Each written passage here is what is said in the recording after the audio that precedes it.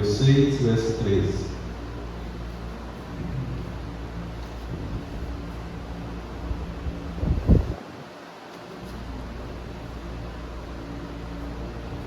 Assim diz: e não nos deixes cair em tentação, mas livra-nos do mal. É aqui. Vamos ler juntos agora? E não nos deixes cair em tentação, mas livra-nos do mal. Muito bem, irmãos, vamos lá. As 3 primeiras petições, irmãos, elas dizem respeito à pessoa de Deus. Vimos isso, né? Que o nome de Deus seja santificado, ou seja, que o seu nome seja honrado, que o seu reino venha plenamente sobre o mundo e que a sua vontade ela seja feita na terra como de fato é nos céus. Então, quando a gente pega a oração do Pai Nosso, o que a gente tem? A gente viu, né? A gente tem uma introdução para nós que estás nos céus, e lá no final, né, a gente tem uma doxologia final, que é pois teu o reino, o poder e a glória para sempre. Então a gente tem uma introdução, a gente tem um desenvolvimento e a gente tem uma conclusão. No meio da oração, né, no meio do início da oração e da conclusão, nós temos aqui, e podemos observar, a gente tem 3 pedidos. 3 deles são com relação à pessoa de Deus e 3 com relação a nós mesmos, né? Os 3 primeiros falam, né? Santificado seja o teu nome, venha o teu reino, né? E seja feita a tua vontade, assim na terra como nos céus. 3 petições que nos apontam para o Pai Celestial, para o nosso Criador. E as 3 últimas petições, elas dizem respeito à nossa vida, ou seja, a pessoa do crente.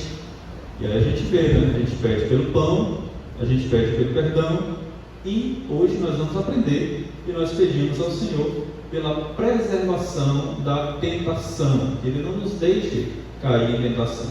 Portanto, ouço aí, né? A 6ª petição, irmãos, é o último dos pedidos que o Senhor Jesus nos ensina a fazer ao Pai. Se pedimos a Deus que o seu reino venha, que a sua vontade seja feita, que Ele nos dê o pão de cada dia, que perdoe as nossas dívidas como temos perdoado os nossos devedores, também é importantíssimo e urgente que nós possamos pedir ao Pai que não nos deixe cair em tentação.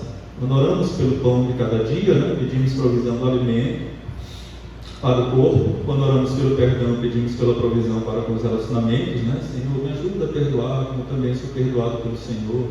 Estudamos isso, né, na semana passada. E por fim, irmãos, quando nós oramos para não cair em tentação, nós pedimos pela provisão do Senhor, a graça de Deus para o nosso coração. Ou seja, Senhor, guarda o meu coração para eu não pecar contra Ti. Exatamente esta oração do salmista, né? Salmo 119. Assim sendo, irmãos, o que nós podemos aprender sobre esta 6ª petição? Não nos deixes cair em tentação. Tá? E aí aqui a gente aprende pelo menos 3 pedidos. Tá? Em primeiro lugar, irmãos, nós aprendemos que o nosso Deus, Ele nunca, jamais, Ele é o autor da tentação. Isso precisa ficar muito claro na nossa mente, irmãos. Nunca, jamais, Deus, nosso Pai, Ele é o autor da tentação que nos atrai e nos seduz. É importante afirmar isso porque Deus, Ele nunca nos tenta. Daqui a pouco a gente vai ver uma passagem que vai mostrar e testificar exatamente essa verdade. Tá? Isso não acontece, irmãos, porque a tentação, ela sempre visa a queda. Sempre. Ao contrário, Deus então nos tenta, mas Ele nos prova. Ele nos prova. As provações, de fato, vêm do Senhor, mas a tentação não. As tentações, né? Melhor dizendo. E nem isso aqui a gente pode considerar no plural. E tentação visa a nossa queda. Então, Deus nunca nos tenta, irmãos. Nunca, nunca, jamais. Então, Deus não tem nenhuma responsabilidade sobre as nossas tentações e quedas. Nós somos tentados pela nossa própria carne e por Satanás. E quando vencidos por esses agentes, então nós caímos. Então, irmãos, a gente precisa compreender que a tentação em si, ela não é um pecado. Tem muita gente que tem esse equívoco, né? Achar que está em tentação já está pecando, né? Não, a tentação em si ela não é um pecado. Por exemplo, eu sou tentado a mentir ou omitir uma verdade, né? Que aí não é um pecado.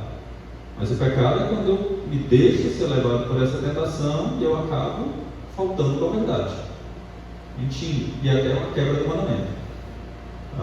Dentre muitos outros exemplos que a gente poderia elencar aqui. Mas o que eu quero que os irmãos entendam é que a tentação ela é a porta para o pecado.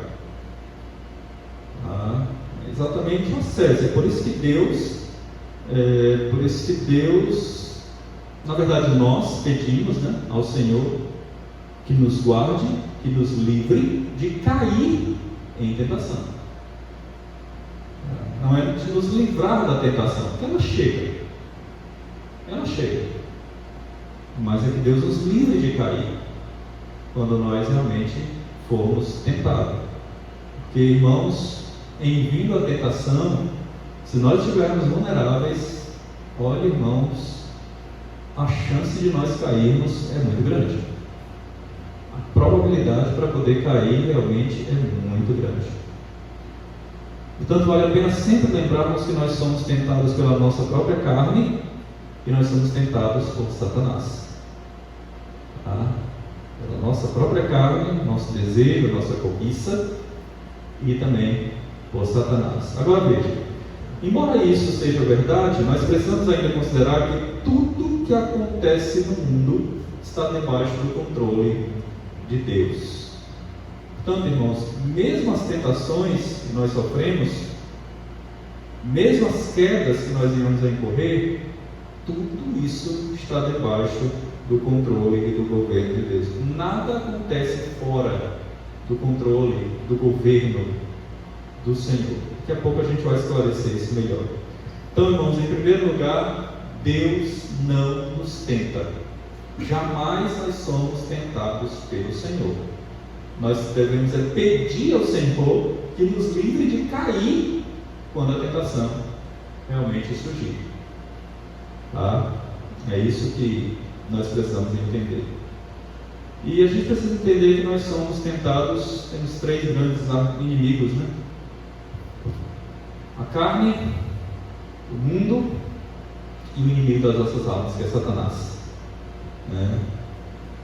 A carne não é o corpo físico, tá, irmãos? Quando a Bíblia fala que nós devemos lutar contra a carne, é a carne pecaminosa.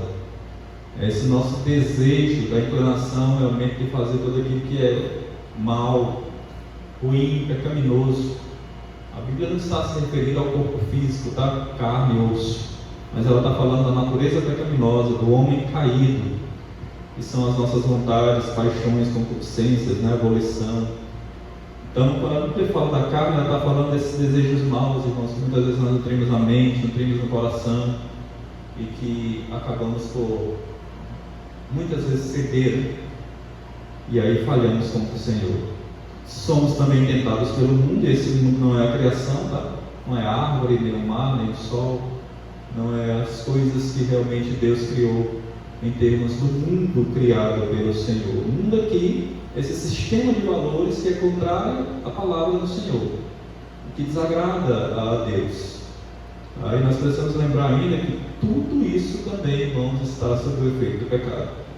O mundo ele está corrompido pelo pecado. E o mundo é a soma, né, de todos os pecados cometidos contra o Senhor.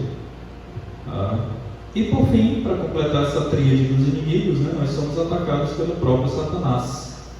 A palavra Satanás, né, significa exatamente o adversário, o opositor, aquele que luta contra, né? E a Bíblia chama Satanás de o príncipe da potestade do ar. Ou seja, Satanás ele é um espírito, ele não é um corpo, como muitas figuras na Idade Média, né, pintavam, né, Satanás com chifres, né? E por aí vai. Não é dessa forma, irmãos.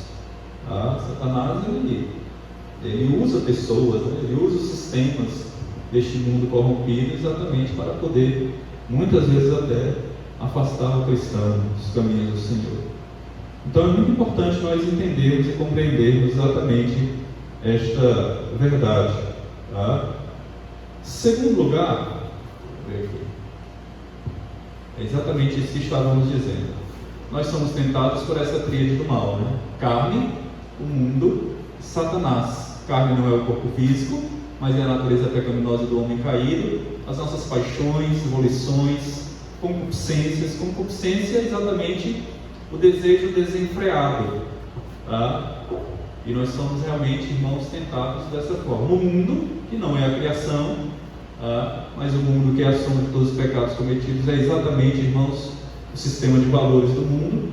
E também a carne, né? Nossa natureza pecaminosa. E Satanás, né? Ele é ardiloso, inteligente e poderoso. É um ser real que age para destruir os filhos de Deus, mesmo agindo nos homens e no mundo. Satanás está debaixo do poder de Deus e só faz aquilo que o próprio Deus permite. E na luta contra o crente, Satanás conta com a carne e o mundo. Essas são as armas, né? O nosso maior inimigo, tá? Contudo, precisamos entender, isso é uma verdade que está posta na Escritura, do Deus que tem um domínio sobre tudo. Quando a gente percebe que Satanás foi até Deus, né? E ele pediu permissão exatamente para poder atacar Jó, né? E Deus disse: olha, você pode tocar na vida, tirar tudo, você só não vai realmente tirar a vida dele. E foi isso que aconteceu. Quando a gente lê realmente o relato da história de Jó, a narrativa, nós percebemos exatamente essa verdade. Então, irmãos, nós somos tentados pela carne, pelo mundo e por Satanás. Essa tríade, tá? Esses três elementos que nos pressionam. Em terceiro lugar, diante da realidade da tentação, né? Diante dessa tríade maligna, carne, mundo e diabo, o que a gente precisa fazer como cristãos? E aí é um ponto muito importante. Nós precisamos orar constantemente a Deus para que Ele dirija o mundo e tudo que nele há, subjugue a nossa carne e restrinja as ações de Satanás. Ou seja, para que Deus possa mortificar a nossa carne, intercedendo para que Deus remova os desejos de inclinação pecaminosa que certamente pairam na nossa mente, trazem ao nosso coração, e rogando para que Deus nos liberte dessas inclinações destrutivas, pecaminosas, que podem realmente nos levar para o trilho dos caminhos de algo que é pecaminoso. Em outras palavras, devemos pedir a Deus que nos ajude nessa luta constante contra a carne, o mundo e Satanás, que somente Deus é capaz de nos guardar de cair em tentações. Irmãos, nós somos fracos, irmãos. E como somos? De nós mesmos nós não temos a capacidade plena e própria para poder triunfar sobre as tentações. Só conseguimos com a força que vem do alto, do Senhor. E lamentavelmente Satanás, ele tem destruído famílias e igrejas, exatamente porque estes se deixam levar pela tentação, ou pelas tentações. Eu e vocês somos fracos, irmãos. Eu e vocês somos pecadores miseráveis. Nós estamos fadados a cair, irmãos, cair em tentação. E se cairmos, nós devemos orar com muita diligência, sinceridade, de forma genuína, e pedir para que Deus realmente nos restaure e continue nos guardando de não pecar novamente, né? Senhor, me livra novamente, Senhor, de cair nesse pecado. Guarda a porta do meu coração, Senhor. Como isso é importante, irmãos. Assim como o salmista falou, né? Guarda no coração as tuas palavras, para não pecar contra ti. Portanto, irmãos, a tentação é algo que vem com frequência na nossa vida. Ela vem à nossa vida, ela vem através do dinheiro, ela vem através da luxúria, ela vem através do orgulho, ela vem através da vaidade, ela vem de diversos modos, né? Ela vem sempre embrulhada, né? Uma embalagem que é atrativa, né? Mas quando a gente realmente começa a degustar do conteúdo e vai ver o resultado, irmãos, é terrível. Terrível. Tá? Lembre-se de como foi a tentação de Adão e Eva no paraíso, né? Satanás não apareceu como um monstro, irmãos, como um diabo, né? Ou como um demônio. Ele apareceu por intermédio de um animal, né? De uma serpente. Então perceba que Satanás ele sempre vem disfarçado, né? Ele distorce a palavra do Senhor e usa os meios, né? Exatamente para poder nos tirar, né? A todos nós, de fato, daquilo que realmente é necessário que nós caminhemos. E Satanás faz isso mesmo. Portanto, irmãos, se não for pela graça de Deus, nós teremos presas fáceis, é o que está posto aí, né? Nas garras de Satanás. Se porventura viermos a cair em tentação, devemos orar pelo perdão do Senhor, bem como para que Ele nos restaure e continue nos guardando de pecar novamente. Sempre que eu olho para essa situação, eu lembro da história de José. E não apenas da história de José, mas da postura de José. Porque eu já vi gente dizendo, pastor, mas a tentação é muito grande, né? E querendo racionalizar o erro, né? Por favor, abra sua Bíblia aí. Vamos lá para Gênesis. Gênesis capítulo 39. Vamos tomar esse exemplo, esse futurístico aqui, de alguém que foi tentado, mas existiu a tentação. Eu sei que esse não é o exemplo maior, mas apontava para o exemplo maior, né? Mas nós podemos ver a partir desse registro de Gênesis no capítulo 39.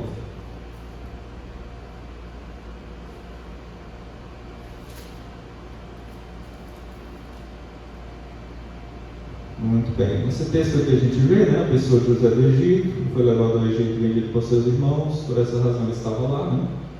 No Egito. Aí nos dito assim, um dos pontos aqui. E Potifar, oficial de Faraó, comandante da guarda egípcia, comprou dos ismaelitas que o haviam levado para lá. Até aqui nós temos o modo como José foi levado, né? Para o Egito. E o texto nos diz que o Senhor era com José. Olha que coisa interessante, verso 2. O Senhor era com José, que veio a ser homem próspero e estava na casa de seu senhor egípcio. Agora veja bem, vendo Potifar que o Senhor era com ele e que tudo que ele fazia o Senhor prosperava em suas mãos, é muito importante essa informação, tá? Que Deus era com José. Logrou José mercê perante ele, a quem servia, e ele o pôs por mordomo de sua casa e passou às mãos tudo o que tinha. Veja bem essa expressão aqui, ó. Tudo o que tinha. E desde que eu fizera mordomo de sua casa, sobre tudo o que tinha, o Senhor abençoou a casa do egípcio por amor de José. Então veja, irmãos, vejamos a bênção vindo por intermédio de José, através de José, não por causa de Potifar, mas por causa do servo de Deus, por causa de José. A bênção do Senhor estava sobre tudo que tinha, tanto na casa como no campo. Verso 6 agora. Potifar deixou tudo que tinha nas mãos de José, de maneira que, tendo-o como mordomo, de nada sabia do que estava com ele, a não ser do pão que comia. Ora, José era formoso e de porte aparência. Então, veja aqui. Nós temos as características morais da pessoa de José, o texto deixa claro. Nós temos as características espirituais desse jovem, o texto também deixa muito claro, e nós temos as características físicas desse jovem aqui, e as características vocacionais do que toca os seus trabalhos, né? Então, irmãos, em outras palavras, ele era excelente. Assim sendo, era cobiçado. E diz o texto ainda, verso 7. E aconteceu, olha que coisa, e aconteceu depois dessas coisas, que a mulher do seu senhor pôs os olhos em José, e lhe disse: deita-te comigo. Aqui começou o problema. Aqui começa o problema. A mulher de Potifar olhou para José e o cobiçou. E foi até ele e fez a proposta, né? O texto diz: deita-te comigo. Deita-te comigo. Certamente, irmãos, que em Gênesis 39 a gente não tem a lei moral, né? Não tinha ainda onde estabelece lá, o que já estava estabelecido, né, aqui inferido, exatamente o mandamento do não adulterarás, né? Mas o princípio já era posto ali. E José sabia disso antes, bem antes, né? Diante disso, o que ele diz? Verso 8: ele, porém, recusou e disse à mulher do seu senhor: olha que coisa, tem por mordomo meu senhor e não sabe do que há em casa, pois tudo o que tem me passou ele às minhas mãos. Agora veja bem, verso 9: ele não é maior do que eu nesta casa, e nenhuma coisa me vedou, senão a ti, porque és mulher, és a sua mulher. Como, pois, cometeria eu tamanha maldade e pecaria contra quem? José sabe que pecaria primeiramente, não era nem contra Potifar, era contra Deus. Contra Deus. Interessante, irmãos, que há uma relação estreita aqui entre aquilo que é dito de Adão, um representante pactual nosso, né? E aquilo que é dito com respeito a José aqui, né? Você pode tudo, lembra que foi dito a Adão? Coma de tudo. Adão, você pode comer de tudo, tá aqui, ó. Você come tudo. Tudo mesmo está ao seu alcance, Adão. Tudo, né? Menos isso aqui. Menos dessa árvore aqui. A natureza é a mesma, tá? Deixa claro aqui para nós, tá? E lá Adão tinha condição de dizer não. Aqui José não tinha mais, porque foi concebido em pecado, já havia nascido em pecado. E aí ele diz, olha só: como, pois, eu posso cometer esse grande mal e pecar contra Deus? Veja novamente, irmãos, o referencial de José não era Potifar, era Deus. Embora entrar em comunhão íntima com a sua esposa, se assim o fizesse, né, ele estaria pecando contra Potifar, claro, lógico, né, e contra a própria mulher. Mas antes de qualquer coisa, a sua mente e o seu coração funcionavam no seu relacionamento com Deus, seu compromisso com Deus. Por isso ele diz, né? Como eu cometeria tamanha maldade e pecaria contra Deus? Agora olha o verso 10. Entretanto, ela estava com José dia após dia. Observe bem isso, irmãos. Não foi apenas uma vez, nem duas, nem três. Estava dia após dia. Ela insistia. Era insistente, persistente, né? Ele, porém, não lhe dava ouvidos para se deitar com ela ou estar com ela. Verso 11. Mas sucedeu que certo dia, veja a ocasião, certo dia sucedeu certo dia, quando entrou na casa para fazer o seu serviço, e nenhum dos homens estava lá dentro. Ambiente próprio, né, irmãos? Olha o ambiente aqui. Certo dia, quando entrou em casa para fazer o seu serviço, nenhum dos homens estava lá dentro. Ambiente próprio. Cobiçado pela mulher, ninguém em casa, confiança do seu patrão. Ele poderia até pensar o seguinte: eu vou, ninguém vai saber, né? Mas olha só, então ela, pegando pela capa, vestes, né? E lhe disse: deita-te comigo, deita-te comigo. Mas ele, deixando a capa na mão dela, fugiu, escapando para fora. Verso 13. Quando ela viu que ele deixara a capa na mão e fugira para fora, chamou pelos homens de sua casa e disse-lhes: vede, meu marido trouxe meu hebreu para nos insultar e veio a mim para se deitar comigo. E eu gritei em alta voz. É claro que não é assim, né? Nós sabemos a história, tá? E o restante da história nós já sabemos. E por conta disso José foi condenado, José foi preso injustamente. Por conta disso ele sofreu demais. O que eu quero que os irmãos atentem aqui? Em primeiro lugar, irmãos, para a realidade de que, assim como José, essa é uma área, mas a gente sabe que existem várias outras. Todos nós somos tentados. Todos nós. Agora uma coisa é certa, irmãos. José era carne e osso, como nós. Uma vez eu numa palestra dos adolescentes, e era justamente sobre essa temática, a tentação, de outra igreja, lógico, né? E eu orientava eles dizendo o seguinte: sabe qual é o segredo? Não morda a isca. Porque se você morder a isca, dificilmente você solta. E pode ser que você solte, mas você vai sair muito ferido e com cicatrizes muito profundas. Não podemos morder a isca, irmãos. Não podemos ceder à tentação. Conheço um pastor que lamentavelmente teve de largar o ministério no pecado do adultério. E ele, conversando conosco, ele disse: olha, meu grande erro foi que eu abri a porta. E depois que eu abri a porta, para fechar foi difícil. E o pior é que eu só parei depois que eu fui descoberto. Isso é triste, irmãos, porque o pecado ele vai cauterizando muita gente. Por vezes a pessoa está no pecado e ela não tem mais nem consciência de que está dele. Fica cauterizada. Então, primeiro, irmãos, primeira coisa, tá? Todos nós somos tentados.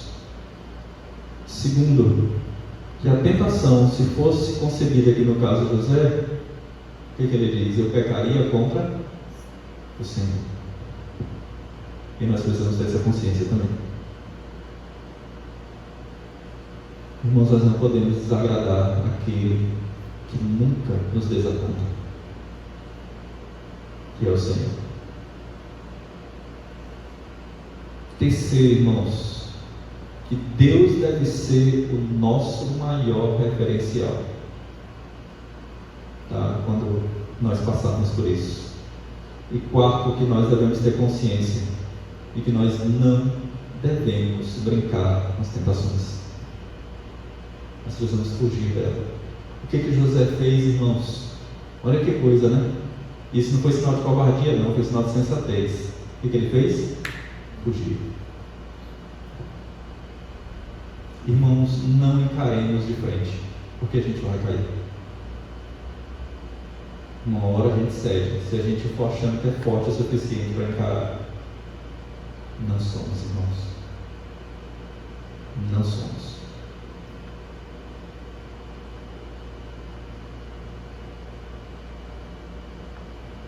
A gente sabe de um homem que triunfou sobre a tentação, né? As tentações, né? E esse é o nosso maior referencial: Cristo. Tá? E por fim, que ao fugir nós possamos incorrer, né, em muitos males, e não pecado, mas de sermos acusados injustamente, como de fato foi José. José o foi. Meus irmãos, nessa oração do Pai Nosso, o Senhor Jesus reservou um espaço nela para ensinar aos seus discípulos e a nós hoje, que nos encontramos nessa mesma condição de Adão após a queda, né, que nós devemos aprender a pedir ao Senhor. E como nós devemos pedir ao Senhor, irmãos? Meu Deus, Pai, não me deixa cair na tentação. Não nos deixa, Senhor, cair na tentação. E o leque é extenso, irmãos. Muito extenso. Vamos para a fundamentação bíblica? A gente vai caminhando um pouco mais. Vamos lá. Vamos fundamentar isso biblicamente agora. Mais alguns textos, na verdade, né? Primeira coisa, nós devemos orar pedindo que Deus nos guarde das tentações, sabendo que Ele mesmo não nos tenta. Tiago, capítulo 1, verso 13. Embora Ele possa permitir, conforme os seus santos decretos, que sejamos tentados. Vamos abrir aqui esse texto, Tiago, capítulo 1, verso 13. Vamos abrir esse texto aqui. Tiago 1, verso 13. Quem encontrar pode ler.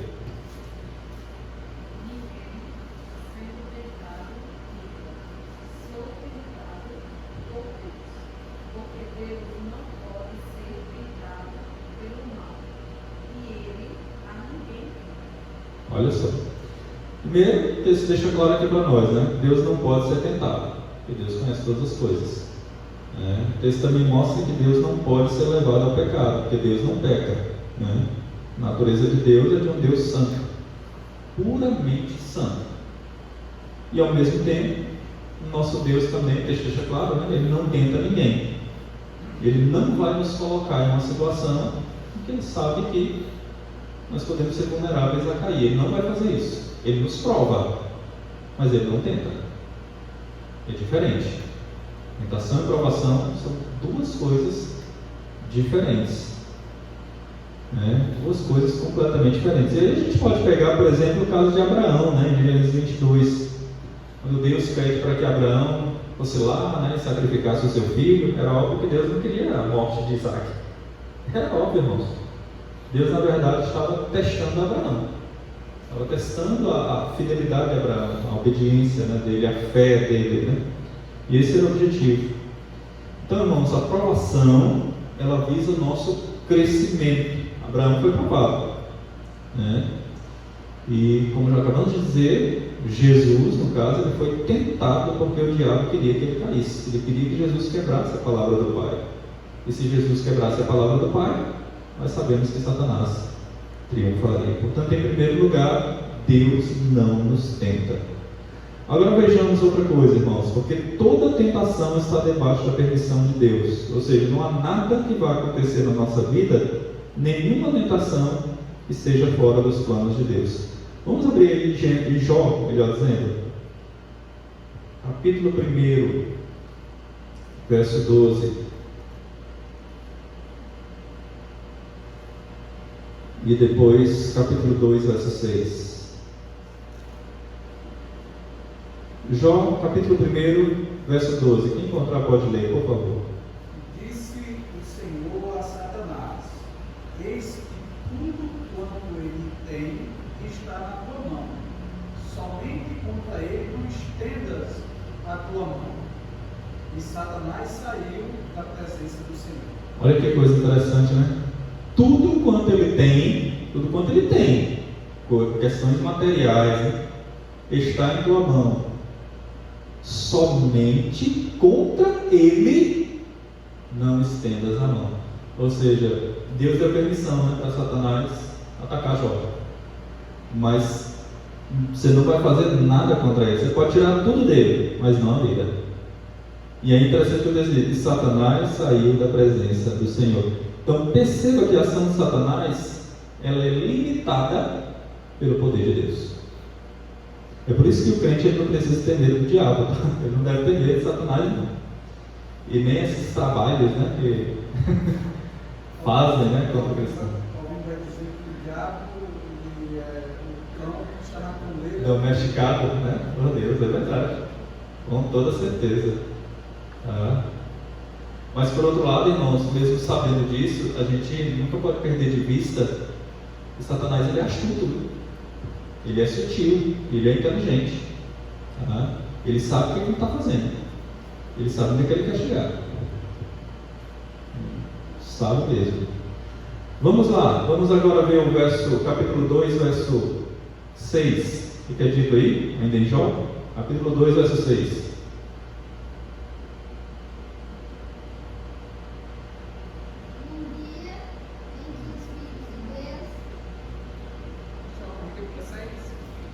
E disse o Senhor a Satanás: eis que ele está na tua mão, porém guarda a sua vida. Perfeito. Era um outro texto aqui que eu estava procurando.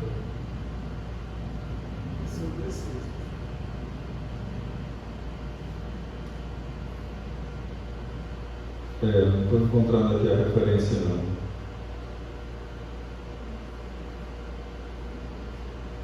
Não estou encontrando. Mas a ideia é exatamente mostrar isso aqui. Tá? A questão de que tudo está debaixo do governo e do controle do Senhor. E quando a gente lê o relato da história de Jó, principalmente os primeiros capítulos, a gente vai exatamente compreender isso.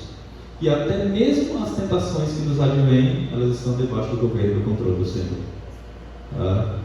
Vamos aqui ver em segundo, devemos orar pedindo que Deus nos guarde de cair em tentações da carne, do mundo e do diabo. Veja a tríade aí, né? Carne, mundo e Satanás. Tá? Vamos agora aqui para Tiago, capítulo 1, verso 14. Tiago 1, verso 14. Ao contrário, cada um é tentado pela sua própria cobiça, quando está o atrai E os seduz, exatamente. Olha, irmãos, que coisa interessante, né? Como é que como Adão e Eva caíram lá no paraíso? Cobiça. Exatamente o pecado da cobiça. Desejaram aquilo que não poderiam ter ou desfrutar. Cobiça, irmãos. E a cobiça, meus irmãos, é um pecado terrível. Terrível. Quando nós desejamos o que é do outro, nós caímos em pecado, irmãos. Pecado de inveja, pecado de orgulho, por aí, e assim por diante.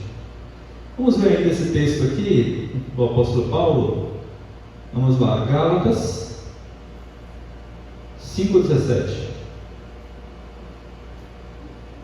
e a carne cobiça contra o espírito contra a carne, e estes tornam-se um no outro, para que não façais as coisas que quereis. Isso. Carne milita contra o espírito. Esse termo milita, né, é luta. É uma guerra que é travada, né? A carne, ela entra em uma guerra contra o espírito. Tá? O espírito contra a carne, que são opostos entre si, para que não façais o que porventura seja do vosso querer. Meus irmãos, quando nós nos convertemos, a nossa velha natureza, ela morre. Ela morre para o pecado. O que passa a controlar a nossa vida é, de fato, o Espírito Santo. Só que nós ainda somos pecadores. Este mal chamado pecado, ele ainda habita em nós. Esse desejo de pecar, ele ainda vai certamente habitar em nós, irmãos. Nós não somos mais controlados pelo pecado, isso é verdade, né? O apóstolo Paulo fala isso. Entretanto, nós precisamos saber, irmãos, que essa natureza pecaminosa, ela ainda nos atinge. Ela ainda habita em nós. Quantas e quantas vezes, irmãos, quantas e quantas vezes a gente sabe o que é certo a se fazer, mas a gente sempre busca fazer o caminho errado, ou estabelecer exatamente aquilo que é errado, né? Quantas e quantas vezes, irmãos, a gente sabe que não deve realmente proceder de tal forma, né? Fala isso, aquilo, agir de tal forma, e a gente acaba agindo, acaba fazendo, tá? Muito cuidado, irmãos. Tenhamos muito cuidado. Lembremos sempre de uma coisa, irmãos. Eu li essa frase num livro uma vez, que o autor dizia que pensamentos formam ações, ações formam hábitos, e como formam, hábitos formam características, características, elas realmente formam exatamente os nossos destinos. E é isso mesmo, irmãos. Então, dentro de nós há essa guerra. Carne milita contra o Espírito. E é aquilo que Paulo falou, né? O bem que eu quero fazer, não faço. E o mal, que eu não quero, eu acabo fazendo. Eu acabo fazendo. É uma guerra mesmo, irmãos. É uma guerra. Vamos para o terceiro aspecto aqui, tá bom? O nosso tempo também já está avançando. Devemos orar confessando a Deus o nosso pecado e que, se porventura nós caímos em tentação. Vamos abrir esse texto bem conhecido, que é 1 João, capítulo 1, verso de número 9.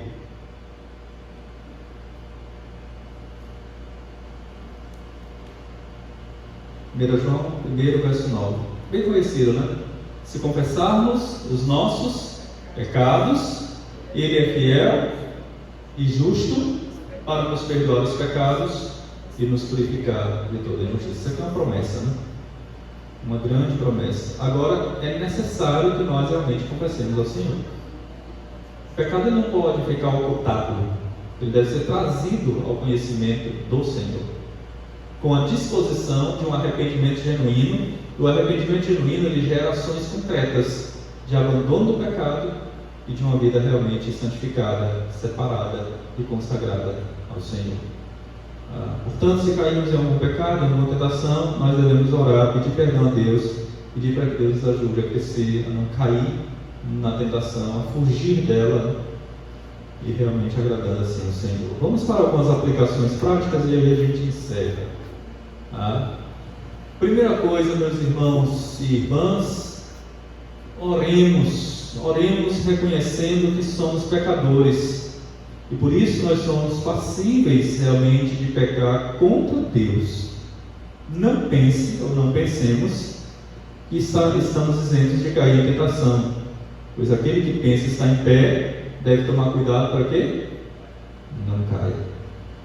Portanto, muito cuidado, irmãos, muito cuidado. Eu conheci um homem, irmãos, um homem muito crente, e ele lutava todos os dias contra o vício do alcoolismo.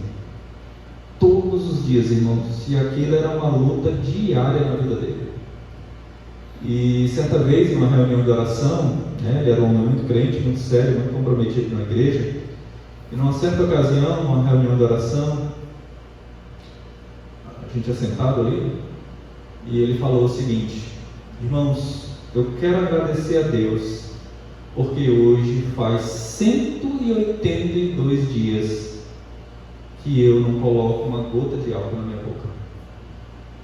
Ele contava os dias, contabilizava. E sabe por que ele dizia isso, irmãos?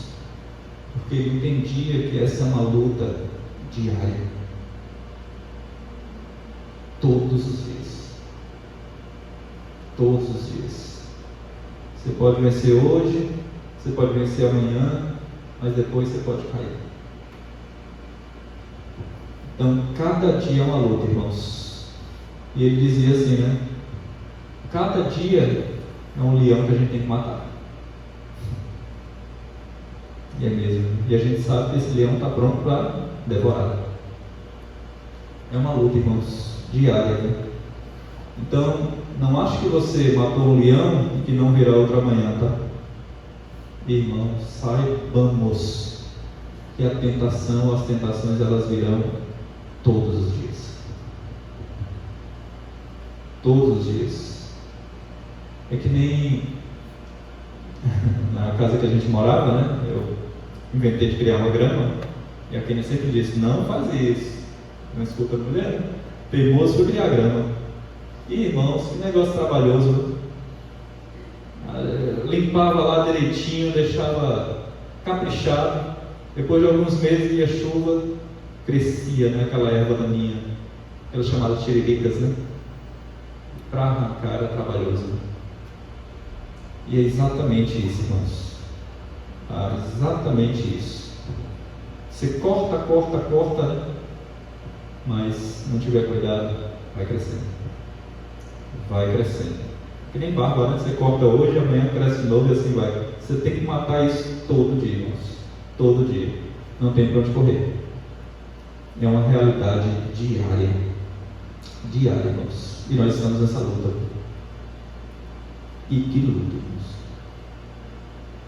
Segunda coisa, oremos pedindo a Deus que nos guarde e nos livre de toda e qualquer investida da carne, do mundo e de Satanás. Não confie em si mesmo, não se ache um super crente, irmãos, que você não é. Não somos. Não somos.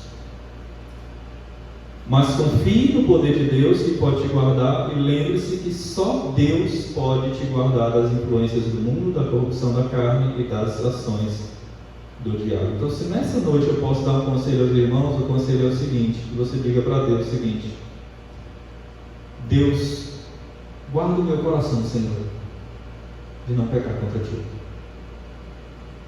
Guarda, Senhor, a porta do meu coração, para eu não pecar contra Ti, Senhor.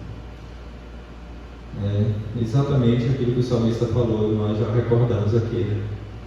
O grande problema, irmãos, é que sejamos francos, Muitas vezes a gente tem guardado e tem nutrido no coração coisas que por vezes passam longe daquilo que a palavra de Deus recomenda. Infelizmente, irmãos. Eu lembro de, há muitos anos, né, ter lido um livro onde o autor ele expressa muito bem essa verdade. É bem interessante o que ele diz, uma ilustração. Ele dizia que a vida cristã é como você criar dois cachorros, dois cães, né? Um cão branco e um preto, né, por assim dizer. E ele dizia: aquele que você alimentar mais é aquele que realmente vai sobressair. Se você alimentar mais a sua carne, né, os desejos da inclinação da carne, não colocar e condicionar, irmãos, a nossa vida, lendo a palavra de Deus, uma vida de oração, de comunhão com o Senhor, irmãos, quando a tentação vier, nós vamos estar vulneráveis. E é muito provável que nós venhamos a cair. Muito provável. Irmãos, se a gente alimentar o nosso coração com coisas ruins que não prestam, né? Eu não vou longe, irmãos, muitas vezes com filmes que não prestam, né? Com literaturas que não prestam, com novelas que não prestam, né? Com tanta coisa, irmãos, que a gente tem percebido que não presta mesmo, né? Vamos usar outro termo aqui. Irmãos, isso vai tomando conta do nosso coração. Vai tomando conta. A gente precisa tirar essa sujeira do coração, irmãos. Lembra do exemplo que citei, do tambor? Tambor grandão, né? De vários litros. Tambor sujo, cheio de lama. O que faz para limpar? Esse tambor sujo, cheio de lama. Você coloca uma mangueira por baixo. E aí vai enchendo a água, né? Vai enchendo, vai enchendo, vai enchendo, vai enchendo. Aí vai transbordando e vai tirando toda a sujeira. Vai eliminando toda a sujeira, vai colocando para fora. Né? O que é essa água para tirar essa sujeira do nosso coração? A palavra de Deus, irmãos. Quanto mais nós lemos a palavra, quanto mais nós temos comunhão com o Senhor e com a palavra de Deus, mais essa palavra e o Deus da palavra vai limpando toda a sujeira do nosso coração. Isso é fato, irmãos. O problema é que muitas vezes nós temos dedicado o nosso tempo muito mais para outras coisas do que para as coisas do reino de Deus. É a palavra de Deus. É emblemático, né, o texto, irmãos? Mateus 6,33, né? Buscai, pois, em primeiro lugar seu reino, né? Sua justiça, e as demais coisas serão acrescentadas. Mas o reino de Deus tem que ficar em segundo plano. Infelizmente. E se tiver um tempinho, é que eu busco a Deus. As demais coisas têm vindo primeiro, e o reino em segundo plano. Infelizmente, esse é um triste fato. Um triste fato. Por fim, oremos pedindo a Deus perdão, se algum dia pecarmos, né? Não tenha vergonha, não tenha medo. Se Deus te disciplinar por algum pecado, aceite a disciplina e procure fazer diferente. Não adianta ficar com o coração duro, né? Precisamos aceitar mesmo. A disciplina, ela é a oportunidade de Deus para uma vida piedosa. E Deus nos ajude, irmãos, a cumprir o pedido dessa oração. Eu quero encerrar com um versículo, 1 Coríntios 10, verso 13. Vamos abrir a nossa Bíblia nesse texto e a gente encerra com ele. 1 Coríntios 10, verso 13.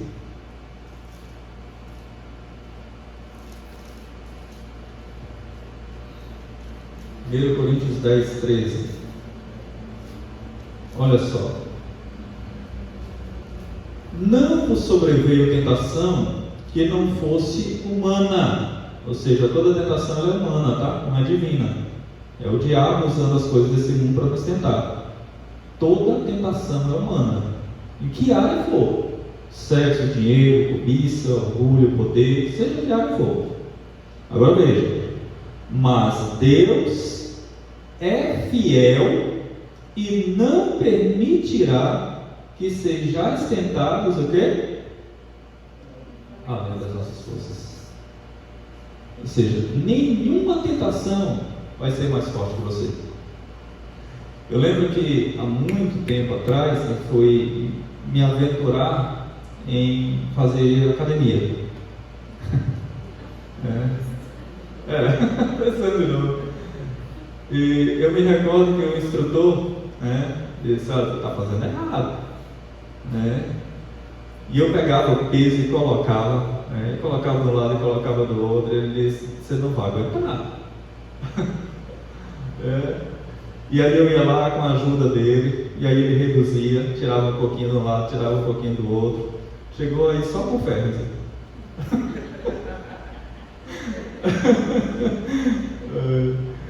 Irmãos, é assim que Deus faz. Ele não coloca um peso além daquele que a gente não possa suportar. Ele não quer ver a nossa queda. Ele não quer ver, ele não quer ver que a gente se machuque. Ele não quer.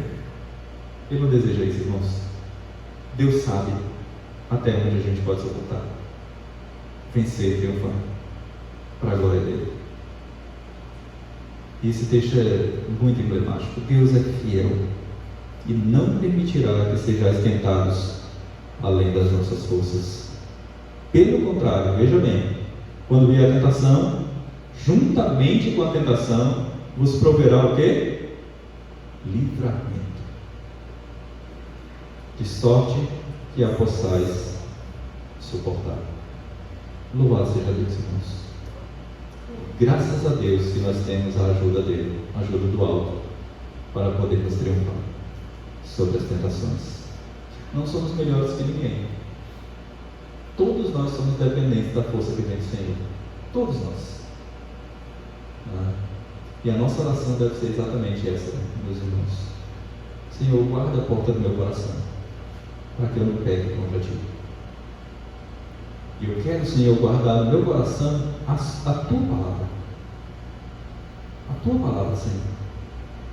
A Ciane tem um cântico muito belo que ela diz: a tua palavra escondi, guardada no meu coração, para eu não pecar contra ti, Senhor. A tua palavra escondi. A nossa oração deve ser essa, irmãos, com essa consciência. Não nos deixes cair em tentação, Senhor, mas livra-nos do mal. Portanto, nós podemos vencer tentações, irmãos. Sim, podemos. Com a graça de Deus, Senhor e Salvador Jesus Cristo, Ele vai nos dando graça sobre graça, para que possamos triunfar sobre as tentações. Que Deus nos ajude, que Deus nos abençoe, que Deus nos fortaleça.